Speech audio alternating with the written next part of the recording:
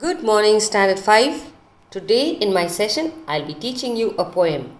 The title of the poem is Wandering Singers. This poem was written by Sarojini Naidu. Let me first read the poem for you and later I will do the explanation. Wandering Singers by Sarojini Naidu. Where the voice of the wind calls our wandering feet through echoing forest and echoing street. With lutes in our hands ever singing we roam, all men are our kindred, the world is our home.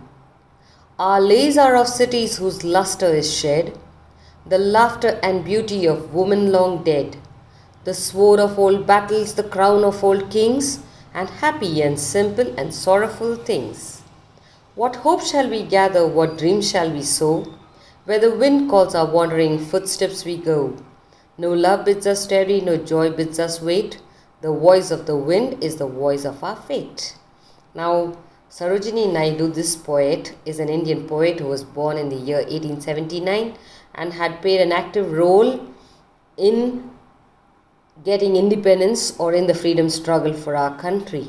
She has written a number of poems. In that today, this poem, The Wandering Singers, she's trying to tell us about the folk singers who move around from one place to another or from one city to another and from one village to another just to spread the message of love through their singing.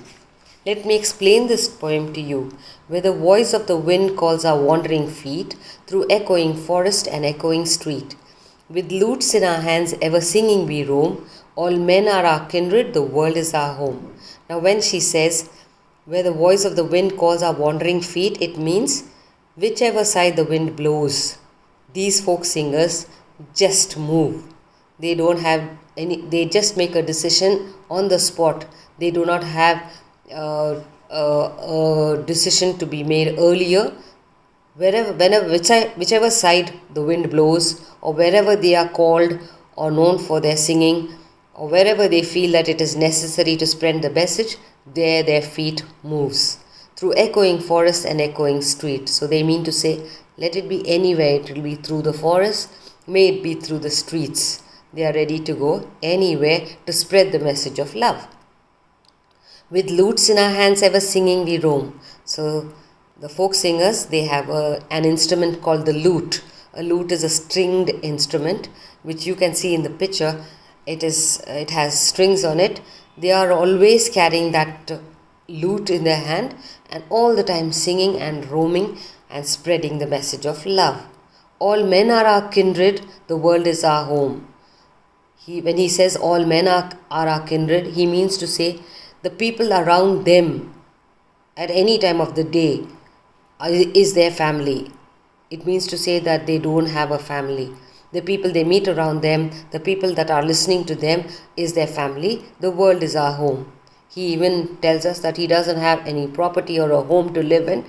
The world is their place where they live. That means they may be sleeping under trees or anything that gives them shelter for that day.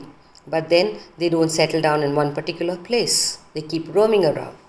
Our lays are of cities whose lustre is shed, the laughter and beauty of women long dead. So when he says our lays, that means the folk singer says his songs, lays means songs, are of cities those lustre is shed, whose lustre is shed.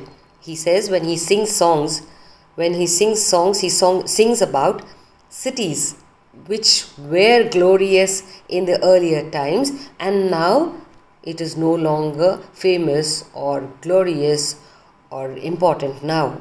So he says whose lustre is shed means it was shining in glory before and now it is no longer. The laughter and beauty of women long dead. When he says, when he sings about the beauty of women and the laughter of women, and he talks about these women who are already no longer on the earth, who are dead now. He sings about them in his songs.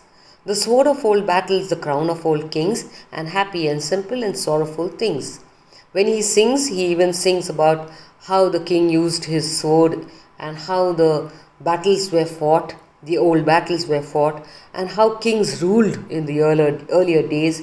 Sometimes he praises the kings or even talks about kings, and through his singing, people come to know about the olden days.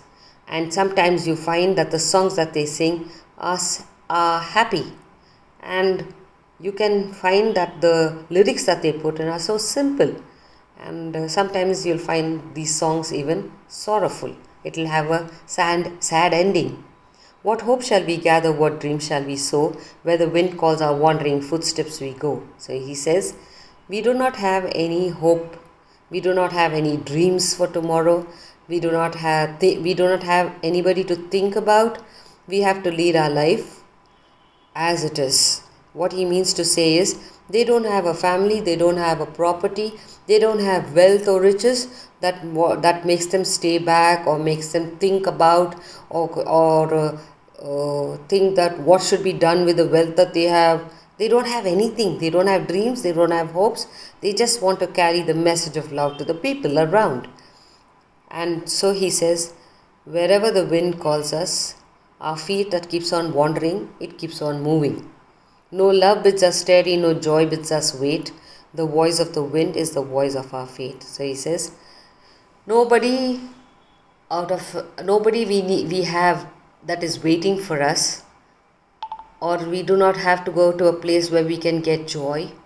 It doesn't mean that anybody is waiting in joy for them, or they have to go to a place to receive that joy.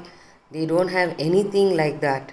So wherever the wind goes, wherever the wind blows, there is their destiny. So these folk singers, they keep on wandering. Let it be villages, let it be forests, let it be cities. They keep on wandering to places and people and singing to them, and they say that they are not attached to anything, and that they do a very good job of spreading messages to the people through their singing. Now this poem was written by Sarojini Naidu, who is called the Nightingale of India, and she is famous for all her beautiful poems that she has written. So let us learn the poem by heart and learn to appreciate the words that are used in this poem, or the poem itself.